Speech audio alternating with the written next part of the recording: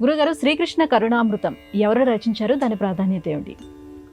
లీలాశుకుడు శ్రీకృష్ణ కరుణామృతాన్ని మనకు అందజేసిన మహానుభావుడు. భాగవతం యొక్క సారాంశాన్నంతా అద్భుతంగా వర్ణిస్తూ ఆనందాన్ని, అభ్యుదయాన్ని, మానసిక ప్రశాంతతను అందజేసినటువంటి వాంగ్మయమే శ్రీకృష్ణ కరుణామృతం. ఏ విధంగా బాలకృష్ణుడు గోకులంలో గోపకాంతలతో సంచరించాడు అన్న విషయాన్ని భాగవతంలో వ్యాసుడు తెలియజేసినటువంటి విధానాన్ని అందంగా, అద్భుతంగా మనకు అందించాడు. గోపాల బాలురంతా ఆ గోకులంలో ఉన్న ఇళ్లల్లోకి ప్రవేశించి పీట మీద పీట పెట్టి ఒకరి మీద ఒకరు అధిష్ఠించి ఆ కుండలలో ఉన్నటువంటి వెన్న, జున్ను అంతా స్వీకరిస్తున్నారట. అప్పుడు ఆ కుండలకు కట్టిన గజ్జెలు శబ్దం చేస్తాయని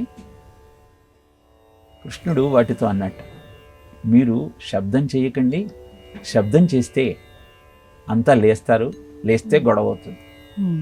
అంటే ఆ గజ్జలన్నీ అన్నాయిట, పరమాత్మకు నివేదన చేసేటప్పుడు మేము శబ్దం చేయకుండా ఎలా ఉంటాం? తప్పకుండా చేస్తాం.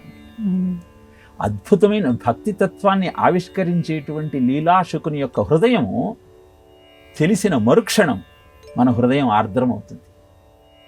ఇలా తాను స్వీకరిస్తున్నటువంటి ఆ వెన్న, జున్ను చేసిన శబ్దం కారణంగా ఇంట్లో వాళ్ళంతా లేచారట. వెంటనే నోట్లో ఉన్నటువంటి ఆ పాలను వారి మీద గండూషం అంటే పుక్కిలించి అక్కడి నుంచి పరిగెత్తాట. ఈ కృష్ణుడి అల్లరి సహించలేనటువంటి, భరించలేనటువంటి ఆ గోపకాంతలంతా యశోద దగ్గరకు వెళ్ళి కృష్ణుడి మీద సాడీలు చెప్పటం ప్రారంభించారు. అక్కడ కృష్ణుడు ఏమీ తెలియని అమాయకుడిలాగా వారి ముందు ప్రత్యక్షమయ్యాడు.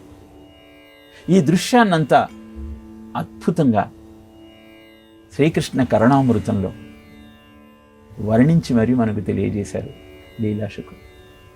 యశోద రాముడి కథ చెబుతోందట కృష్ణుడికి.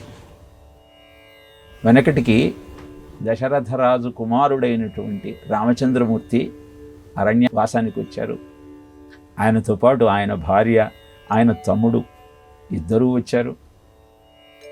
రావణాసురుడు వచ్చి ఆయన భార్య అయిన సీతమ్మను ఎత్తుకుపోవడం ప్రారంభించాడు. అనగానే నిద్రిస్తున్నటువంటి కృష్ణుడు, లక్ష్మణ ధనస్సు తీసుకురా అంటూ గర్జించాడట. రాముడు, కృష్ణుడు ఆ స్వామి యొక్క రూపమే కదా. ఇలా అద్భుతమైన గాథను తన దార్శనికతతో, తన భావోద్రేకంతో గమనించి అంత అందంగా మన ముందు ఉంచినటువంటి మహానుభావుడు లీలాశుకుడు.